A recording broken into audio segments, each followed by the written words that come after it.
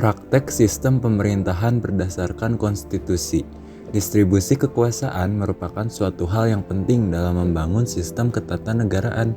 Distribusi kekuasaan yang baik diharapkan akan terwujud keseimbangan kekuasaan antara satu lembaga dengan lembaga lainnya, dan terdapatnya saling kontrol untuk menghindari terjadinya penyimpangan. Meskipun usia negara Indonesia terbilang tidak lagi muda, akan tetapi dalam menyelenggarakan sistem pemerintahan, seakan Indonesia masih dalam tahap mencari format ideal yang sesuai dengan nilai-nilai masyarakat Indonesia. Praktek ketatanegaraan yang terjadi kurang mencerminkan jiwa dan semangat UUD NRI tahun 1945. Dengan rumusan singkat dan aturan-aturan yang hanya bersifat pokok dalam UUD NRI tahun 1945, semula diharapkan akan mempermudah praktek penyelenggaraan pemerintahan negara melalui pengaturan undang-undang. Namun, pada sisi lain, ternyata mudah disimpangi sesuai selera penyelenggara negara sehingga terjadilah praktek korupsi, kolusi, dan nepotisme yang pada gilirannya telah menyengsarakan rakyat dan merusak etika, moral, dan semangat para penyelenggara negara dan seluruh rakyat Indonesia. Sejarah ketatanegaraan di Indonesia sebelumnya telah menunjukkan adanya ketidakseimbangan kekuasaan dalam pemerintahan, di mana terlihat kekuasaan yang terpusat pada satu tangan atau satu lembaga saja, sehingga menimbulkan penyimpangan dalam praktek ketatanegaraan. Presiden sebagai pemegang kekuasaan eksekutif memiliki kekuasaan yang sedemikian besar. Hal itu menjadikan lembaga-lembaga negara lainnya tidak dapat berfungsi dengan baik karena terkooptasi oleh kekuasaan eksekutif. Lembaga legislatif yang seharusnya melakukan kontrol atas pengawasan terhadap kekuasaan eksekutif, tetapi pengawasan itu tidak dapat berjalan sebagaimana mestinya, sehingga presiden sebagai pemegang kekuasaan eksekutif dapat mengambil tindakan dengan kehendaknya, sehingga lembaga-lembaga negara lainnya seperti kehilangan independensinya karena pengaruh kekuasaan eksekutif. Menurut Mahfud MD, salah satu kelemahan dari UUD NRI tahun 1945 sebelum amandemen adalah tidak adanya mekanisme checks dan balance. Presiden menjadi pusat kekuasaan dari berbagai hak prerogatif. Selain menguasai bidang eksekutif, Presiden memiliki setengah dari kekuasaan legislatif yang dalam prakteknya Presiden juga menjadi ketua legislatif. Presiden dalam kepentingan yang memaksa juga berhak mengeluarkan Perpu tanpa kriteria yang jelas tentang apa yang dimaksud. Kegentingan yang memaksa tersebut, UUD NRI tahun 1940 juga tidak mengatur mekanisme judicial review, padahal sering sekali lahir produktif legislatif yang dipersoalkan konsistennya dalam UUD karena lebih banyak didominasi oleh keinginan politik dan pemerintah. Salah satu yang menilai perlunya perubahan UUD NRI tahun 1945 adalah hasil penelitian yang dilaksanakan oleh LIPI pada tahun 1999 menyimpulkan perlunya perubahan terhadap UUD NRI tahun 1945. LIPI menganggap adanya cacat bawaan dalam UUD NRI 1945 seperti minimnya pengaturan terhadap muatan pasal menyangkut HAM, tiadanya mekanisme check dan balance, lemahnya distribution of power antara lembaga eksekutif, legislatif, dan yudikatif. Bahkan UUD 1945 menempatkan eksekutif sebagai pengendali utama jalannya pemerintah atau eksekutif happy 33 dan UUD NRI tahun 1945 secara selama diberlakukan oleh dua pemerintah sebelumnya tidak pernah melahirkan pemerintah yang demokratis. 34 berbeda dengan upamanya di dalam Undang-Undang Dasar sementara tahun 1950 kedaulatan rakyat itu dilakukan oleh pemerintah bersama-sama dengan Dewan Perwakilan Rakyat yang produknya itu adalah undang-undang. Oleh karena itu, dalam sistem undang-undang sementara, undang-undang tidak dapat diganggu-gugat. Undang-undang itu tidak dapat diuji secara material. UUD 1950 merupakan undang-undang dasar transisi yang dimaksudkan untuk kembali pada bentuk negara kesatuan. Sehubungan dengan itu, dalam UUD 1950 terdapat ketentuan tentang konstituan sebagai lembaga yang dibentuk atas dasar pemilu dan bertugas untuk membentuk undang-undang dasar yang baru. Berbeda ketika praktek sistem pemerintahan berdasarkan Undang-Undang Dasar Negara Republik Indonesia tahun 1945, hasil perubahan mendasar antara lain perubahan pasal 1 ayat 2 Undang-Undang Dasar Negara Republik Indonesia tahun 1945 sebagai perubahan menetapkan kedaulatan berada di tangan rakyat dan dilakukan sepenuhnya oleh Majelis Permusyawaratan Rakyat. Menjadi rumusan baru, yaitu kedaulatan adalah di tangan rakyat dan dilaksanakan menurut Undang-Undang Dasar. Perubahan ini menegaskan asas kedaulatan rakyat, akan tetapi sekaligus juga meneguhkan asas negara yang konstitusional, demokratis, dan berdasarkan hukum. Undang-Undang Dasar Negara Republik Indonesia tahun 1945 sebagai pencerminan kehendak rakyat yang tertinggi menetapkan berlakunya kedaulatan rakyat yang pelaksananya diserahkan kepada lembaga-lembaga negara sesuai prinsip permusyawaratan atau perwakilan dengan penerapan mekanisme check and balance.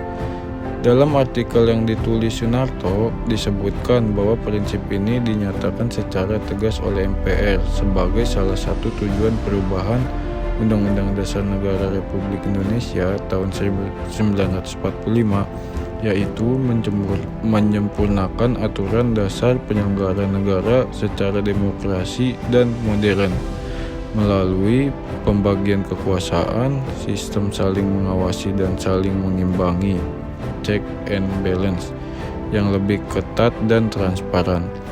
Suatu pendapat menyatakan bahwa salah satu tujuan perubahan Undang-Undang Dasar Negara Republik Indonesia tahun 1945 adalah menyempurnakan aturan dasar penyelenggaraan negara secara demokratis dan modern, antara lain melalui pembagian kekuasaan yang lebih tegas, sistem yang saling mengawasi dan saling mengimbangi, check and balance yang lebih ketat dan transparan, dan pembentukan lembaga-lembaga negara yang baru untuk mengakomodasi perkembangan kebutuhan bangsa dan tantangan zaman.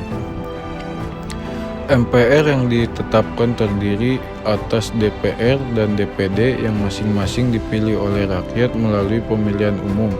Selain itu, Presiden dan Wakil Presiden dipilih sebagai salah satu pasangan secara langsung oleh rakyat dan dicalonkan oleh partai politik atau gabungan partai politik peserta pemilu. Kemudian, kekuasaan kehakiman dilakukan oleh Mahkamah Agung dan badan peradilan di bawahnya dan oleh Mahkamah Konstitusi.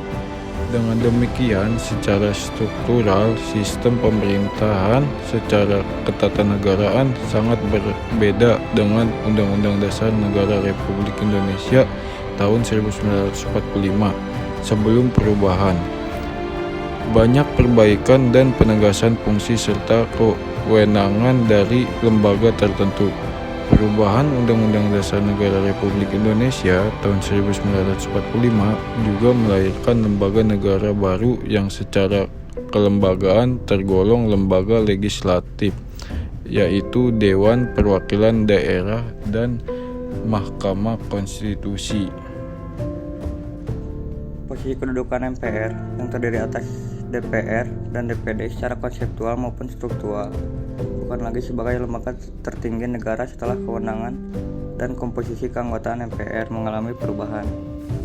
MPR seperti sebuah forum antara DPR dan DPD. Ketika DPD dan DPR itu berkumpul, itu sebenarnya itu sebuah institusi yang berbentuk secara insidentil. Atas dasar itulah kemudian bisa mengeluarkan suatu produk hukum. Karena kalau tidak, akhirnya tidak ada produk hukum. Meskipun masih mempertahankan eksistensi MPR, tetapi untuk memahami MPR itu bukan sebuah lembaga yang punya otoritas seperti masa yang lalu. Untuk itulah kalau saya katakan ini adalah sebuah badan kenegaraan yang sifatnya sangat insidentil. Dengan demikian, perubahan MPR sejak perumusan, perubahan dan ke depan keberadaan MPR memerlukan pemikiran lebih modern dalam konsep yang akan datang. Meskipun mengalami berbagai perubahan untuk mencapai suatu tujuan negara modern secara konstitusi, masih memerlukan berbagai perbaikan. kembali untuk mencapai suatu kesempurnaan sistem pemerintahan baik secara konseptual maupun secara praktek ketatanegaraan. Bahkan seorang Adinan Buyung Nasution mensistemasikan kelemahan-kelemahan tersebut menjadi dua jenis, yaitu kelemahan konseptual dan kelemahan dari segi konstruksi hukumnya. Kelemahan dari segi konseptual diantaranya adalah konsep negara dipreskripsikan oleh UUD NRI tahun 1945, yaitu konsep negara integralistik. Sementara kelemahan dari segi konstitusi hukum adalah kesederhanaan UUD NRI tahun 1945. Dengan adanya kesederhanaan ini, pelaksanaan dari UUD NRI tahun 1945 diatur lebih lanjut dengan undang-undang. Kondisi ini membuka peluang akan terjadi penyelewengan oleh pembuat undang-undang, sebagaimana yang terjadi selama pemerintahan Orde Baru. Sejalan dengan pemikiran tersebut, perubahan UUD NRI tahun 1945 yang telah menempatkan DPR sebagai lembaga pembuat undang-undang secara konsepsional sangatlah ideal, karena memang lembaga perwakilan merupakan lembaga legislatif. Ini berlaku tidak saja dalam sistem pemerintahan presidensil, namun juga pada sistem pemerintahan parlementer. Akan tetapi, pada level pengajuan undang-undang, eksekutif atau presiden diberikan haknya untuk bisa mengusulkan suatu rancangan undang-undang. Selain itu, saat pembahasan, presiden dan DPR harus melalui mekanisme pembahasan dan persetujuan bersama untuk suatu rancangan undang-undang. Kemudian dalam mekanisme pembahasan, persetujuan sampai penetapan harus melalui mekanisme yang kemudian diatur dalam undang-undang. Hal ini memberikan kerancuan, karena secara substantif kekuasaan pembentukan undang-undang masih di tangan eksekutif dan legislatif secara bersama-sama. Dengan demikian, hubungan antara DPR dan presiden ini tidak menunjukkan adanya sistem check and balance. Yang terjadi adalah pembagian kekuasaan dan kewenangan presiden dapat dipastikan lebih besar daripada DPR. Manakala tidak terdapat persetujuan bersama, presiden dalam UUD NRI tahun 1945 masih memiliki hak istimewanya dalam pasal 22 ayat 1. UUD NRI tahun 1945 disebutkan dalam hal ihwal kegentingan yang memaksa. Presiden berhak menetapkan peraturan pemerintah pengganti undang-undang. 39. Penetapan Perpu yang dilakukan oleh Presiden juga tertulis dalam pasal 1 angka 4 Undang-Undang Nomor 12 Tahun 2011 tentang pembentukan peraturan perundang-undangan yang disebutkan. Peraturan pemerintah pengganti undang-undang adalah peraturan perundang-undangan yang ditetapkan oleh Presiden dalam hal ihwal kegentingan yang memaksa. 40. Namun, dalam prakteknya, Perpu yang diajukan oleh Presiden untuk dimintai persetujuan DPR selalu dalam kondisi normal dan tidak ada kegentingan yang memaksa. Seperti halnya Perpu tentang ormas yang kemudian disetujui oleh DPR menjadi undang-undang.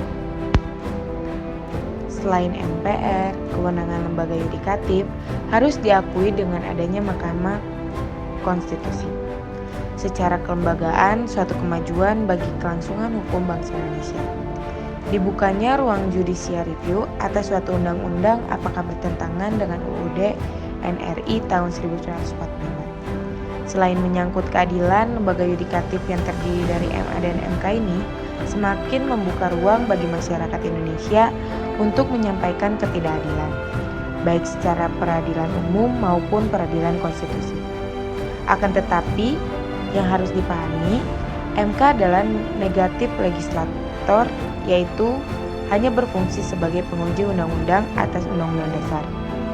Maka MK dalam putusannya hanya mengabulkan atau tidak mengabulkan atas uji materi suatu hasil undang-undang yang sudah disetujui bersama oleh Presiden dan DPR. Dalam perkembangannya, ketentuan tersebut ditafsirkan berbeda oleh hakim-hakim di Mahkamah Konstitusi. Sehingga terjadi pergeseran kewenangan MK dari negatif legislator ke positif legislator. Dalam konteks ketatanegaraan, kewenangan khusus MK merupakan pengejawatahan judicial control dalam kerangka check and balances di antara cabang-cabang kekuasaan negara. Terlalu jauh peran MK yang menjelma seperti DPR sebagai lembaga yang memiliki kewenangan dalam pembuat undang-undang. MK terkadang overlapping dalam menjalankan kewenangan hingga mengeluarkan norma-norma baru dari produk yang dikeluarkan. Dapat disimpulkan bahwa pertama, secara konseptual atau teoritis, kewenangan lembaga-lembaga negara dalam sistem pemerintahan yang diterapkan berdasarkan UUD NRI tahun 1945 diperlukan kembali upaya penyempurnaan agar secara konsepsional dapat berjalan secara ideal. Kedua, kemudian secara praktek dalam menjalankan fungsi dan kewenangan, lembaga negara tidak mencerminkan bahwa sistem pemerintahan Indonesia menganut pemisahan kekuasaan, akan tetapi lebih dekat pada sistem pembagian kekuasaan. Secara kenegaraan, sistem yang demikian lazim digunakan oleh negara dengan sistem pemerintahan yang bukan presidensial seperti yang digunakan di Indonesia.